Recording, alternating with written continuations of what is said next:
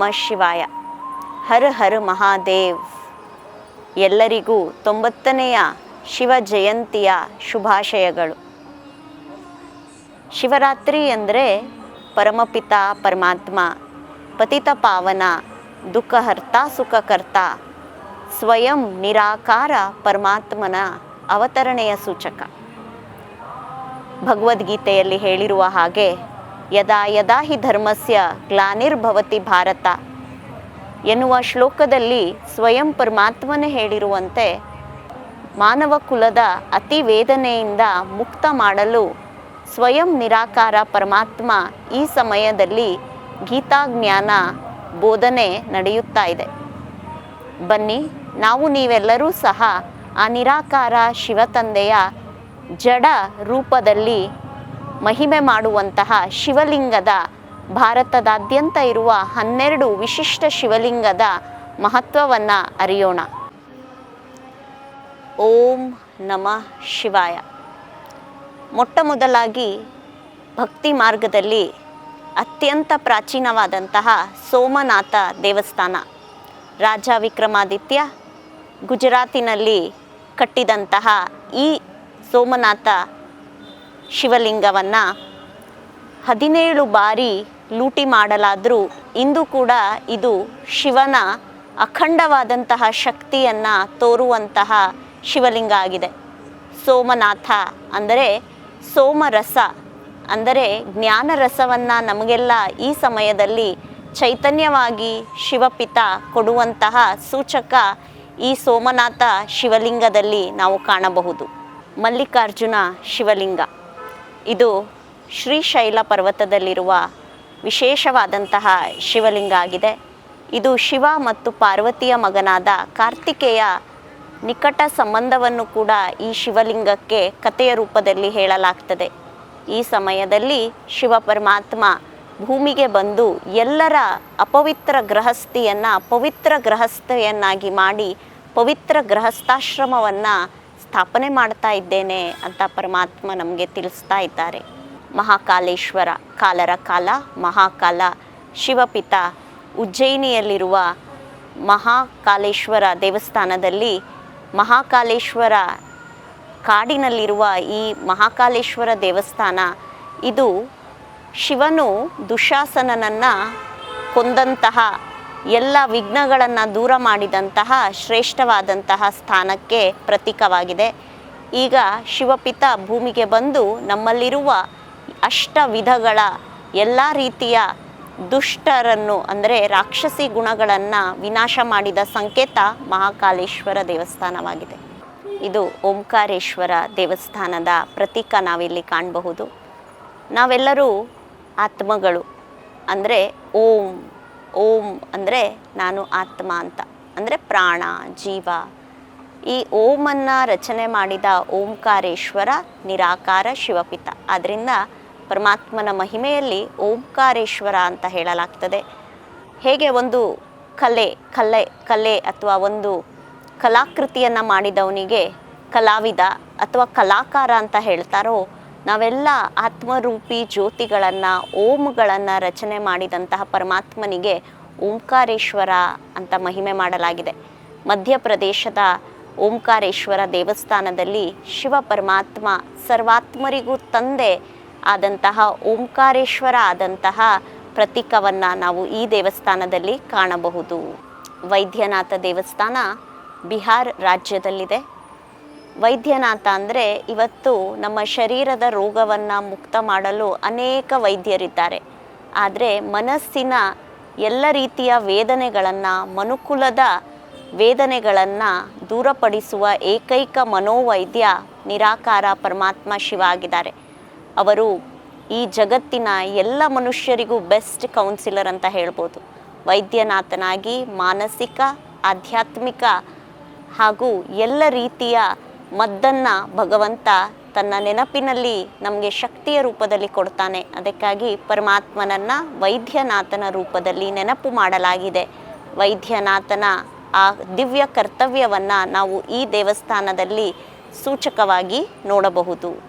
ಇದು ಪುಣೆ ಹತ್ತಿರ ಇರುವಂತಹ ಭೀಮಶಂಕರ ದೇವಸ್ಥಾನದ ಒಂದು ತುಣುಕು ನೋಟವನ್ನು ಶಿವಲಿಂಗವನ್ನು ನಾವಿಲ್ಲಿ ಕಾಣಬಹುದು. ಭೀಮಶಂಕರ ಶಿವಲಿಂಗ. ಇದು ಭೀಮ ಅನ್ನುವ ಅಸುರರನ್ನು ಶಿವ ನಾಶ ಮಾಡಿದ ಪ್ರತೀಕ ಅಂತ ಹೇಳಲಾಗಿದೆ. ಪರಮಾತ್ಮ ಶಿವ ತಂದೆ ಈ ಸಮಯದಲ್ಲಿ ನಮ್ಮೆಲ್ಲರಲ್ಲಿರುವಂತಹ ಆಸುರಿ ಸಂಸ್ಕಾರಗಳನ್ನು ನಾಶ ಮಾಡಲು ಬಂದಿರುವ ಪ್ರತೀಕವನ್ನೇ ನಾವು ಈ ದೇವಸ್ಥಾನದಲ್ಲಿ ಈ ಮೂರ್ತಿಯ ರೂಪದಲ್ಲಿ ಕಾಣಬಹುದು. ಇದು ಇಲ್ಲಿ ನೋಡ್ತಾ ಇರೋದು ನಾವು ರಾಮೇಶ್ವರದ ದಿವ್ಯ, ತಮಿಳುನಾಡುವಿನ ಹತ್ತಿರ ಇರುವ ರಾಮೇಶ್ವರದ ದಿವ್ಯ ಶಿವಲಿಂಗ. ನಾವೆಲ್ಲರೂ ಜಗತ್ತಲ್ಲಿ ರಾಮರಾಜ್ಯ ಬೇಕು ಅಂತ ಬಯಸ್ತಾ ಇದ್ದೇವೆ. ರಾಮನ ಇಷ್ಟ ಆರಾಧ್ಯ ದೈವ ಸ್ವಯಂ ನಿರಾಕಾರ ಶಿವನಾಗಿದ್ದರು ಅನ್ನುವ ಪ್ರತೀಕವೇ ರಾಮೇಶ್ವರದಲ್ಲಿರೋದು. ರಾಮೇಶ್ವರದಲ್ಲಿ ಸ್ವಯಂ ಶ್ರೀರಾಮ ಸ್ಥಾಪಿಸಿದಂತಹ ಈ ಶಿವಲಿಂಗ ಶ್ರೀರಾಮನಿಗೂ ತಂದೆಯಾದ ಶಿವನ ಪ್ರತೀಕವಾಗಿದೆ. ಆದ್ದರಿಂದ ಪರಮಾತ್ಮ ಶಿವ ತಂದೆ ಈ ಸಮಯದಲ್ಲಿ ಭೂಮಿಗೆ ಬಂದು ನಮಗೆ ಹೇಳುವುದೇನೆಂದರೆ, ಶ್ರೀರಾಮನ ಸಹಿತ ಸರ್ವ ದೇವಾತ್ಮಗಳಿಗೂ ನಾನು ತಂದೆಯಾಗಿದ್ದೇನೆ. ನೀವೆಲ್ಲರೂ ಭೂಮಿಯ ಮೇಲೆ ಮತ್ತೆ ರಾಮರಾಜ್ಯವನ್ನು ಕಟ್ಟಲು ನಾನು ಓದಿಸುವ ಈಶ್ವರೀಯ ಶಿಕ್ಷಣವನ್ನು ಓದಿದಾಗ ಶ್ರೀರಾಮನಂಥ ಗುಣಗಳನ್ನು ನೀವು ಪಡೆಯಬಹುದು ಅನ್ನುವ ಪ್ರತೀಕವನ್ನು ರಾಮೇಶ್ವರಮಲ್ಲಿ ಇರುವ ಈ ಶಿವಲಿಂಗ ನಮಗೆ ತೋರಿಸ್ತಾ ಇದೆ.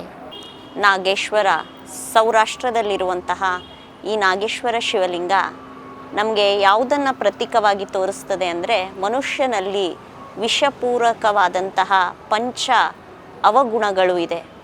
ಅದನ್ನೆಲ್ಲ ವಿಜಯಿಸಿದಂತಹ ಯಾವ ಮನುಷ್ಯರು ಭಗವಂತನ ಶಕ್ತಿಯಿಂದ ಅದನ್ನೆಲ್ಲ ವಿಜಯಿಸಿದಾರೋ ಅದರ ಪ್ರತೀಕವೇ ನಾಗೇಶ್ವರ.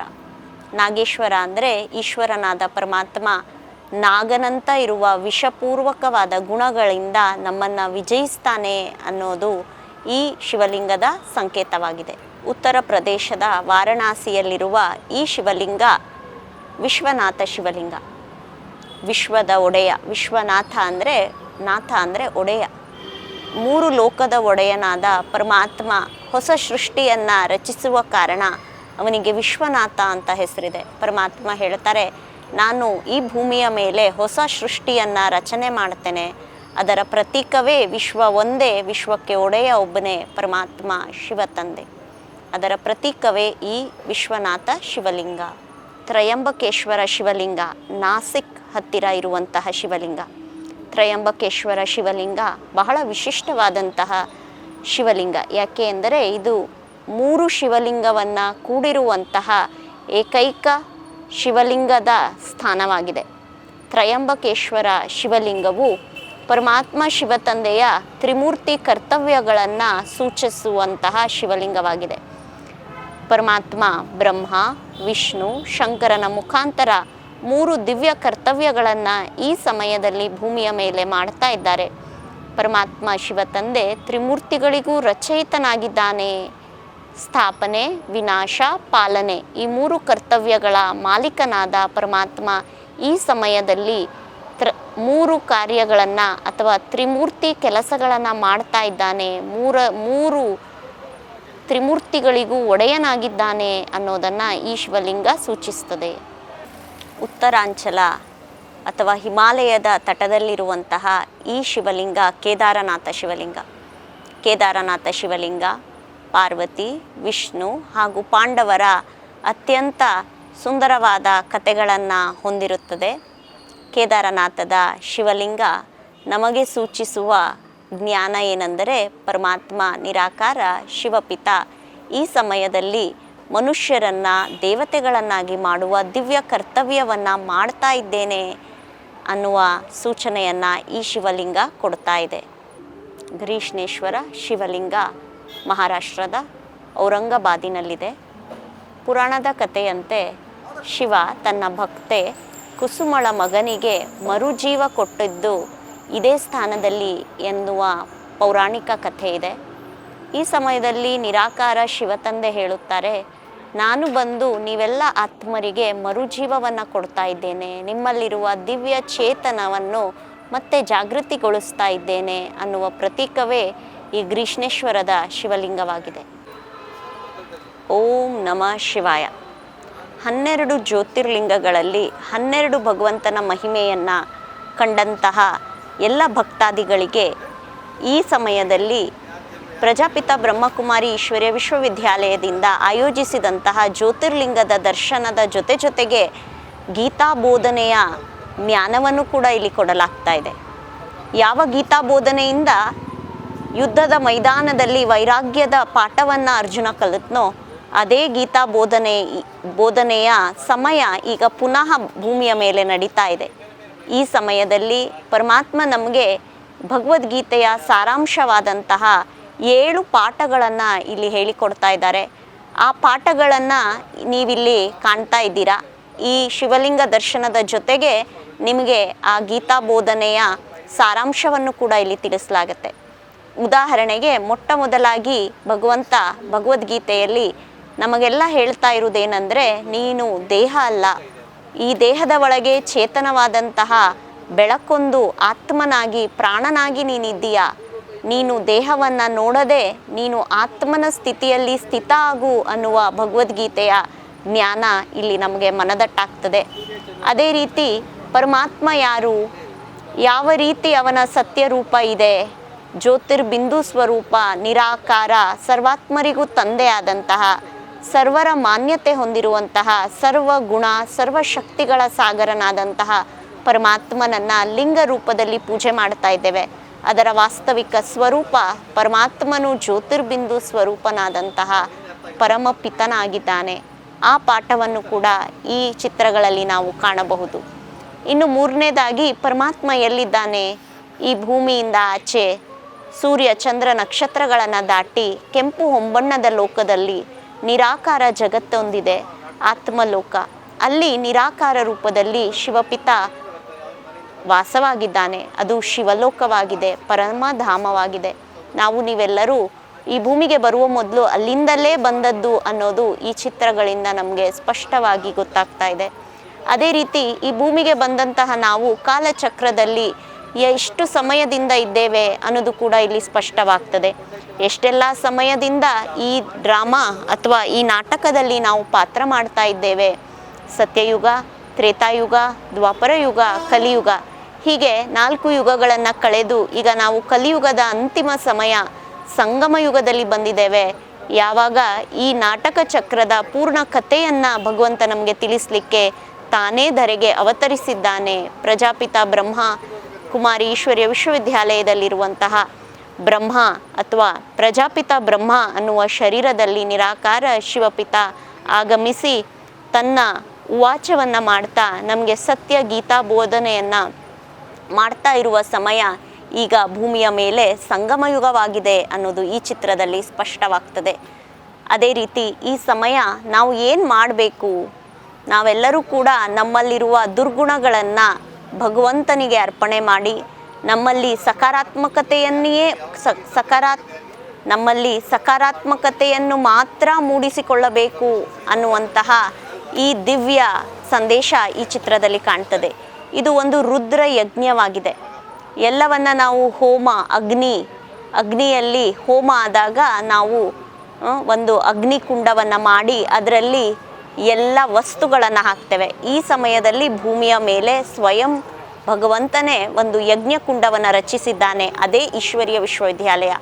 ಇಲ್ಲಿ ನಮ್ಮ ಮನಸ್ಸಲ್ಲಿರುವ ಎಲ್ಲ ಅಡಿಷಡ್ವರ್ಗಗಳು, ಎಲ್ಲ ನಕಾರಾತ್ಮಕತೆಗಳನ್ನು ಬಿಟ್ಟು ನಾವೊಂದು ಪವಿತ್ರ ಸುಂದರವಾದಂತಹ ಜೀವನವನ್ನು ಹೇಗೆ ಮಾಡ್ಬೋದು, ಮುಂಬರಲಿರುವ ಜಗತ್ತಿಗೆ ಇದು ಹೇಗೆ ಅಡಿಪಾಯ ಆಗುತ್ತೆ ಅನ್ನೋದು ನಾವು ಈ ಚಿತ್ರದಲ್ಲಿ ಕಾಣಬಹುದು. ಯುಗ ಪರಿವರ್ತನೆಯ ದಿವ್ಯ ಸಂದೇಶ, ದಿವ್ಯ ಕಾರ್ಯ ಈ ಸಮಯದಲ್ಲಿ ಈಶ್ವರ್ಯ ವಿಶ್ವವಿದ್ಯಾಲಯದಿಂದ ನಡೀತಾ ಇದೆ.